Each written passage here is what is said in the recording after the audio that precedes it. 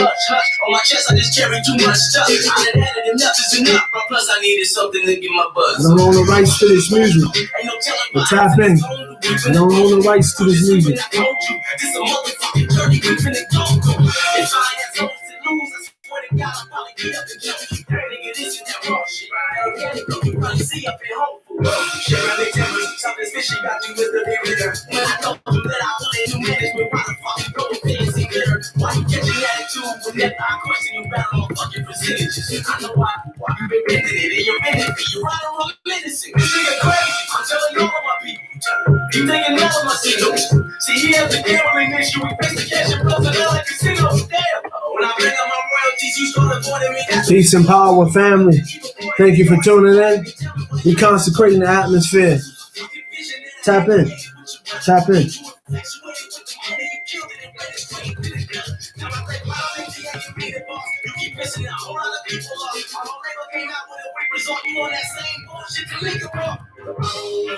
Drop a comment, say what's up, say hi. We about to go in today, y'all. Peace and power to you all. Thank you all for tuning in. I miss all of you guys. It was good to be back. We got some good report for you. I can't wait to tell you guys.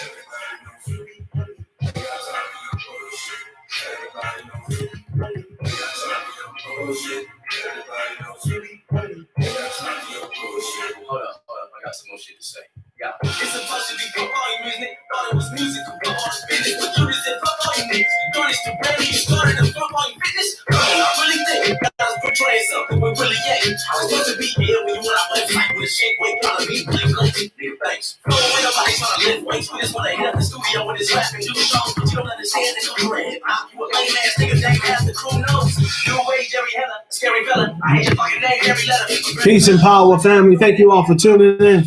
Welcome back. We about to get into a whole nother series. But while we at it, let's consecrate this atmosphere. Tap in. Tap in. Every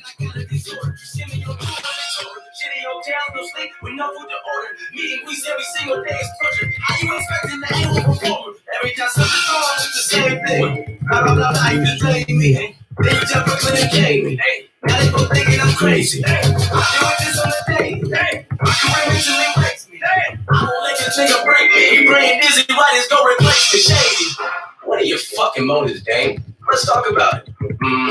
You're our manager, our label owner, our accountant. That's kind of tricky. Something is fishy. That's risky. We just don't even know. We go with the flow while you rowing the boat. You keeping it simple minded, cause you know we're not only concerned, it's just hoping we blow. So when all the money come in from our album and tours, shit there is soaking the dough. When did we ever ask about the gross? When did we ever ask about the net? You would just hand us money for our shows, cause you knew we wasn't questioning the checks. Nigga, I trusted you with my life. You up your percentage, so I'm making less. Fuck you, bitch. You get no respect. This is why I was coming for your neck. Bless. All you care about is making money. You don't care about a fucking soul, though. You just fluctuate our dollars up and down at your convenience like a fucking pogo. You just schooling everybody on the label, on the low, and they don't even know, though. So good luck, turn, busy, I'm a switch. I'm going solo.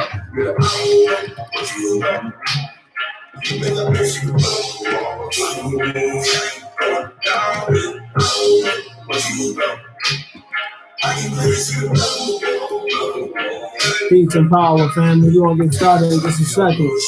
Everybody knows me. Every time you bullshit. Everybody knows me. Every time you bullshit. Everybody knows me. Every time you bullshit. Everybody knows me. Change is one of the most difficult things that we face, but change is inevitable. One reason we don't like change is we get comfortable where we are. We get used to our friends, our job, the place we live. And even if it's not perfect, we accept it because it's familiar. And what happens, because we're not willing to change, we get stuck in what God used to do instead of moving forward into what God is about to do. And just because God's blessed you where you are doesn't mean you can just settle there. You have to stay open to what God is doing there. What worked 5 years ago may not work today. If you're going to be successful, you have to be willing to change. Every blessing is not supposed to be permanent. Every provision is not supposed to last forever. We should constantly evaluate our friendships. Who's speaking into your life? Who are you depending on? Make sure they're not dragging you down, limiting you from blossom. Everybody is not supposed to be in our life forever. If you Peace and don't power, get family. the wrong friends, you will never meet the right friends.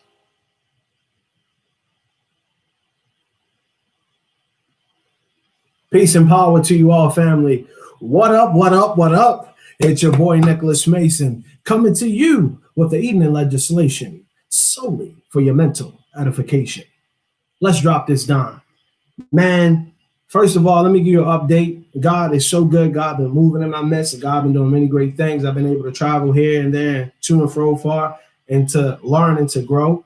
I had to take some time off to charge my batteries to get myself grounded again. As I continuously have been elevated, I have to stay grounded and be firmly rooted so that I don't lose track of who I am and what I am. And I want to encourage you, sometimes you got to unplug and untap and be unbothered so that you can reassess and reflect on how far you've come. Because he didn't bring you this far to leave you, but when he brought you, is going to take you to even higher heights. So you must be grounded in where you are going and grounded in who you are.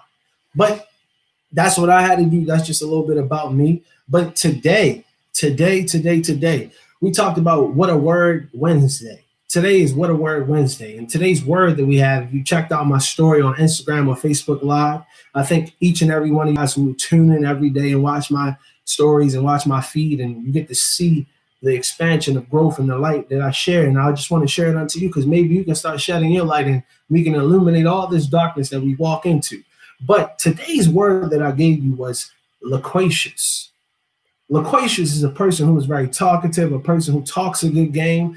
You know, they say they got this going on, they say they got that going on, but at the end of the day, when it's time to, balance the checks, do the checks and balances, it tends to not be much there. It tends to not be much there to find. And to be loquacious, Iron Mike Tyson, in his own podcast, The Hot Box, he said that, black folks in the black culture are typically considered to be very loquacious. They talk a good game, but they don't really have the countenance to back it up. There are those far and few who can back it up and who subscribe to the black culture. But other words, the word loquacious today is to refer to someone who's very garrulous and very talkative. They talk a good game, but they ain't got nothing to show for. And just to take that word loquacious, it is going to be the starting point of our new series today. Our new series is going to be talking about the art of war. And the art of war is not just a book, but the art of war is a strategic, psychological, emotional, and physical mastery of military defense, of knowing how to psychologically decapitate, psychologically deconstruct, to tear down your opponent, to tear down the enemy. To physically tear down the enemy is to be physically fit, and then to emotionally and spiritually tear down someone is to reach and to cut through their faith and to make them disbelieve in something. But moving forward, in the art of war today, we are talking about the pawn, the game of the pawn, and pro quo, the comrade. Now, I talked to you guys in my story before. I talked about you don't have any friends. I talked in my other podcasts about you don't have any role models. And when you have no role models, who are you?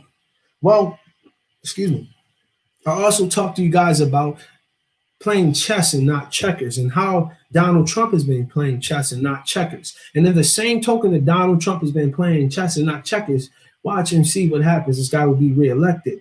But the whole point of playing chess and not checkers, and when it comes to the art of war and the game of the pawn, pro quo, the comrade, you got to understand that people come in your life, and people come in your life who are against what you are against. The people you met 5 years ago who were your friends may not be the same friends that you have today. The friends that you had 10 years ago may not be the same friends you have today. The same clothes, the same house, the same car, the same relationship you used to be may not be the same case that it was yesterday. And if you are still in that relationship, maybe you have grown. And if you have not, it's time to reassess that. But when it comes to the art of the game of the pawn and understanding the art of war, I like to think of the game of chess. Chess is a very complex but strategic and simple game because it helps a person identify and connect and tap in to that person's understanding of how a person psychologically thinks. To play chess it requires you to strategize on how you'll move your pieces. Now, when we talk about the pawn is a very simple, easy, low liability, dispensable piece. The comrade. See, the pawn is the front line of the chessboard when it comes to you setting up your pieces. Many of you play checkers. I'm pretty good at checkers too, but chess has a couple of different pieces to it. Now, the pawn is on the front row. Now, the pawn are people who are considered your comrades. They are against what you are against. They are there to shout you on, to gas you up if somebody wants to fight. They are there to celebrate you, but they are not there when you are crying and you need a helping hand and a shoulder to lean on. They are there to try to figure out what makes you you and how you do you, but and how can I take from this person and get cut across them? How can I get a how can I get a part of them? How can I take something from them? So the art of the pawn, and when it comes to the art of war, is the same countenance as the comrade. Let me take you down history lane, if I may. If you can go back to the times of the World War, when we were facing Germany and the Nazis. Hitler, Adolf Hitler, a great wicked man who had pretty much empowered and indoctrinated the minds of many Germans who considered the belief of one fascist that Jews, gays, blacks, and anything that was not blonde hair and blue eyes was not considered pure. So what did they started to do? These Nazis, even though they came from different parts of Germany, they came together and they fought. Some came together, some didn't. But for the most part, those who came under the Nazi party, they had one firm belief. It was that the Nazi power was the head power. It was that the blue eyes, blonde hair, white man, white woman was the alpha apex top superiority in the world. And the only way to sustain that was to eradicate anything that was in its proximity that did not match that. Long story short, the Nazis, even though some may have been Christian, even though some of them may have been atheists, even though some of them may not have fit the whole criteria of blue eyes and blonde hair, they came together under the same fascists to eradicate one thing. This is a comrade. When you play chess in the art of war, and when you're playing chess, the pawn, it makes the first step if you would choose to. This pawn is a low liability. The pawn can only make one step because the pawn doesn't necessarily have the firm foundation and the firm countenance to understand the long road ahead. I always tell you that the race is not given to the swift nor the strong, but to those who can endure to the end. I want to give you some word today when we talk about this, but let me drop this prayer on you guys really quickly before we go any further. Spirit of the living God, fall fresh in this place as we go to your word and as we go to your doctrine. I pray that you keep me humble as I continuously elevate to new heights and to new paradigms. Continuously keep the people who are tuning in grounded and humble as they reach new heights and new expectations and new paradigms that not many have come before. I pray that you give them strength in the midst of their storm and in the midst of their circumstance. Give them the power to stand firm and to know that you are in control, that at the end of the day, sunshine is going to come, even though the rain may set the way. It is in Jesus' name I pray, and it is so. So anyway, we're talking about the art of war when it comes to the game of the pawn. When the pawn comes into the game, the pawn is a very simple piece. The pawn can only make one step, and in the first move, you take the pawn, it can take two steps. The pawn is considered like the comrade. The comrade is somebody who's like your frenemy. They're your associate. My father, Eric Senior Hall, he could tell you, Nicholas, you don't have no friends. He used to tell me this all the time. You don't have any friends. And he said, you don't have any friends under the countenance that you have associates. And I understood later in life that you don't just have associates, but you have comrades, confidants, and constituents. And when you learn the art of war and when you learn the game of chess, you can strategize on how you want to build your life and how you want to set firm foundation and a hedge fence of protection around who and what you are. Now, when it comes to the pawn is, again, the comrade. The Nazis had people from all throughout Germany who may have started off with different political and different theological and different economic and different socialistic views. But once Adolf Hitler, his passion and his drive and his fire to make a change and what he thought was the change for the right, he inspired many different people throughout the country of Germany to come together and to fight under one false propagation, which was to eradicate anything that did not meet that standard or did not meet the black paper or the black ink on the page. Now, when it talks about the comrade and the comrade in your life, you have friends right now, or you have people in your life right now who associate with you, who come around when things are good, when things are going good, and you got that good car, you got that nice job, you got a good crib, you're doing things, you're making moves, and these people come out of nowhere. People you ain't seen in years, people you ain't talked to in a while. Or you got these people who come in every once in a while, just like a bag in the wind. It blows by sometimes, and sometimes it doesn't. And in the same token, these people who come in, they only come in to collect information, to see where you are at, to see if you're in the same place. If I may ask you a question, you ever had someone come around you who you haven't seen in years, who you haven't talked to in a good while, and all they can talk about is the past? See, when a person comes around and all they can talk about is yesterday, and they're not talking about today and what they're planning for tomorrow, you need to leave that person in yesterday. I'll say that again. See, the pawn is someone who only comes to collect information. So if the pawn is only there to collect information and doesn't have any information to help you exceed where you are, you need to let that comrade stay where that comrade is, because the comrade comes only for a season. See, the pawn is only used for a season on the game of chess. See, the pawn can only make one move, and which is to cross you. See, the pawn can be used to cross you, to take out people you need to take out, to add in people you need to add in. But all in all, the pawn can only make one move. See, you got comrades and you got people in your life right now who come around and just can only be there when there's a turn up. But they aren't there when it's time for you to pray. They aren't there when them lights aren't on. They aren't there when you're struggling to pay them bills and when you need food or when you locked up. They aren't there when you got a family member ODing. And you can't tell them this because you know if I tell them this, the off the line that comes out of your mouth will be, don't tell nobody. But if you got to say that to somebody, you got to know that they are not your constituent. They are not your confidant, but they are merely a pawn. They are simply your comrade. Oftentimes in a life that we live in the game of chess that the life is, how we all wake up in the morning based upon an alarm clock to go to work and to do some mediocre work that people have called it to call stressful work, or to call it to be extenuating work, or to be something that is weighing down on you. It requires you to understand that you are not in control, one, but in the same token, you must understand whether you're going to be the pawn or you're going to be a whole other piece in the game, or you're going to be the king.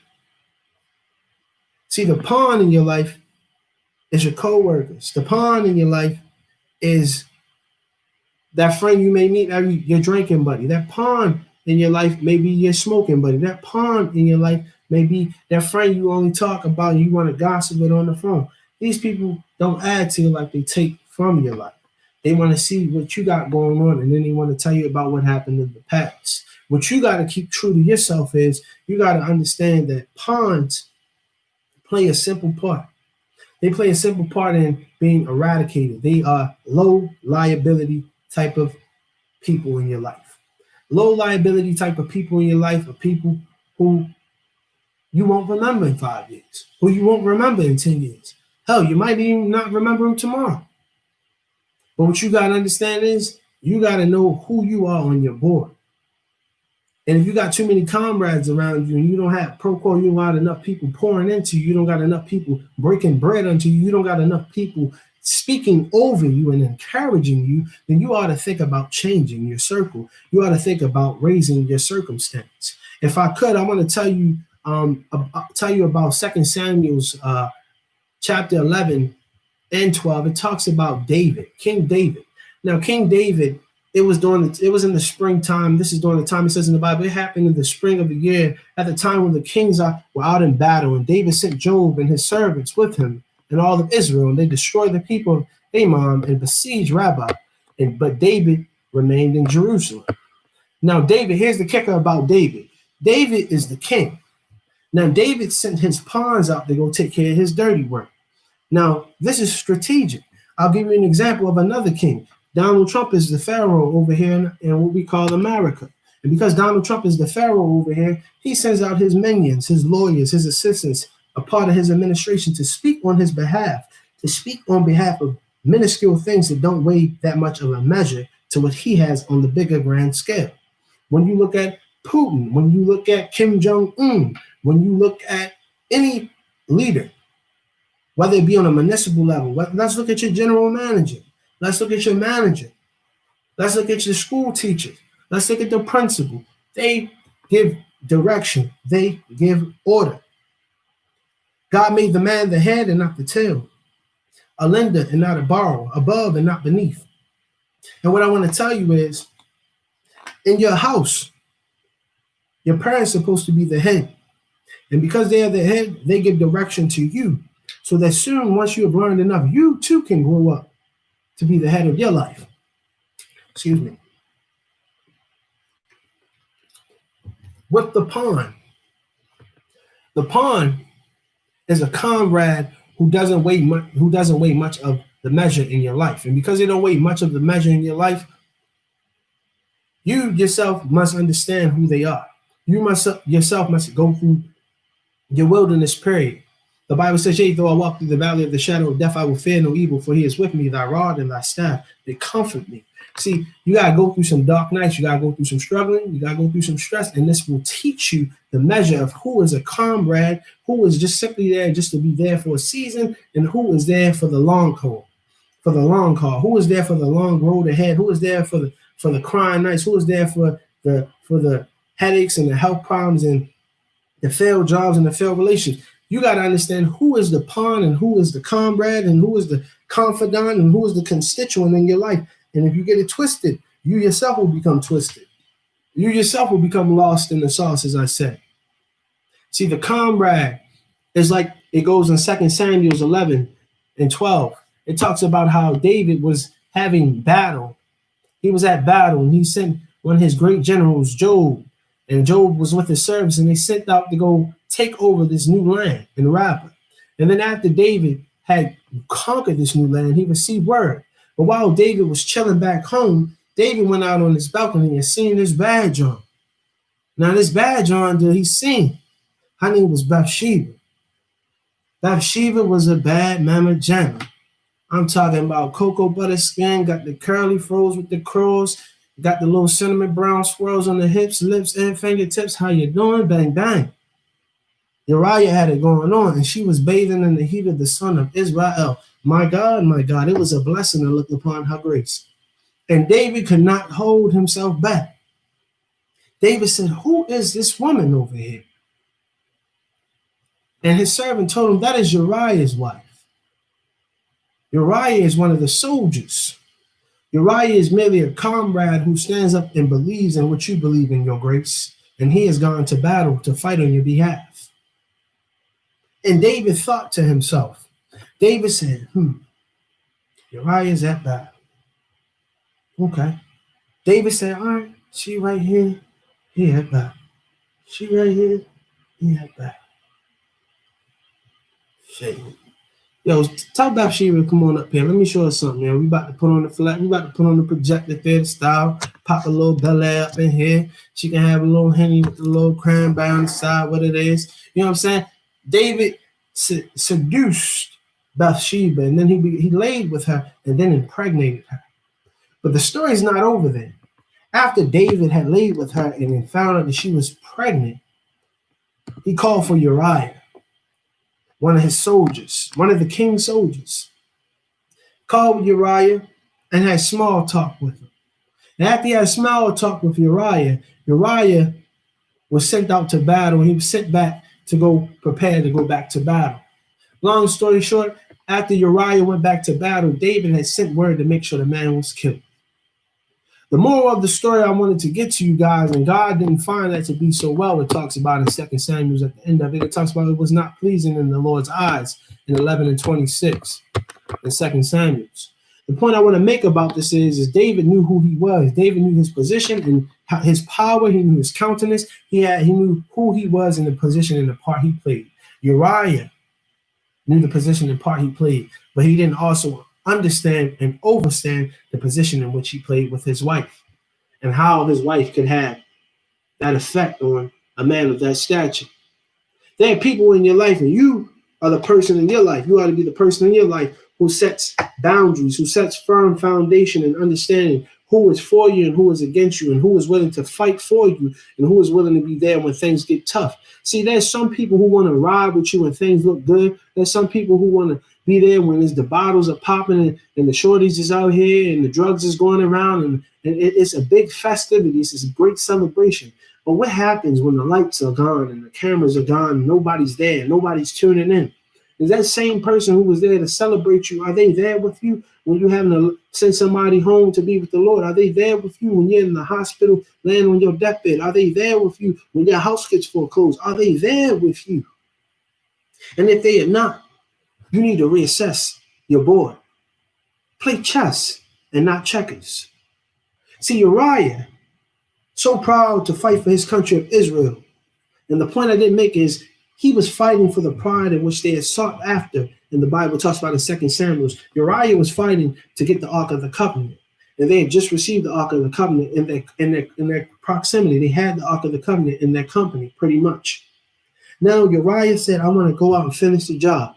And what happens is David had choice. See, you have choice in your life. People come around and they want to say they want to invest in you. They want to add to you, or they want to help you out, or they see what you're doing and they want to be a part of your mission. But it is up to you. The Bible says it is up to you to test the spirit, for you to test them and to see if they fit the mold, if they fit the criteria needed and they have the credentials needed to add to you. And if they do, bring them on board. But if they don't, you need to check them and check them correctly, like a Nike, like I said. You need to let them know the position they play. And if you don't let them know the position they play, eventually they'll come in and begin to try to play your position. This is how the art of the game of the pawn works in the art of war. See, the pawn is like a weasel. A weasel is a very small but vicious rodent-like creature. This rodent-like creature, or probably a marsupial, if I'm correct. This creature, little small animal, creeps in the night and robs and takes, similar to the fox. See, the fox has a smile on its face. The fox has a bright fur onto it. It has a nice glow to its fur, and it looks like a friendly little animal. But the fox is just like the wolf. But the fox isn't as strong as the wolf. The fox will come in and will take and rob you. Just like Dora said, swiping, no swiping. Swiping, no swiping. See, the fox is a thief in the night. This is the art of the pawn. See, the pawn will come in and watch, and the pawn will come in and lurk, and the pawn will come in and try to study and try to figure out a weak spot in your armor. And from them studying the weak spot in your armor, they'll figure out a way to try to meet you at your needs. They'll figure out a way to try to say they relate and they compare to what you got going on. But what you got to understand is when the art of the pawn, you got to know their game. And once you know their game, then you learn how to beat them at their game. Example. Someone wanted to come talk to me. They was like, yo, I like what you're doing, Nick. These podcasts are great. I love your cooking. I love your food. I love your morning motivation. It's great. I want to do this for you. I want to show you what I've done and how I did it. I said, cool. Now, the person is showing me what they've done, and it seems like everything that they've done is very relative to what I've actually done. Now, I had to think to myself, do I listen and observe, or do I say something here and now? And in that moment, I realized that the flattery of the person mimicking my work was not necessary, but it was to understand that this person was trying to figure out their next move. See, a king can give direction, just like David gave direction to Job to send letters to Job, to tell Job, hey, put Uriah on the front line, make sure he dies. But see, Job couldn't make the decision on his own to make that call. Uriah couldn't make that decision on his own to say, I want to be on the front line. The point that I'm trying to make to you is, when it got down to that point and that person was talking to me and they wanted to see what I had going on and seeing what my next move was, I was slow to speak and quick to listen. See, my dad once told me a real person can only be in the company, a real recognized real, and the real person can only be in the company of a fake person or fake mofo only so long before the fake person is revealed. Now, you got people in your circle right now who say they for you and they rocking with you. And I'm going to teach you a trick. You don't get rid of the comrade. You utilize the comrade to your advantage in the art of the pawn. See, the pawn in the game of chess, the pawn can take out another great piece. It can take out a knight. It can take out a rook. It can take out a bishop. It can take out the queen. It can take out the king if properly positioned.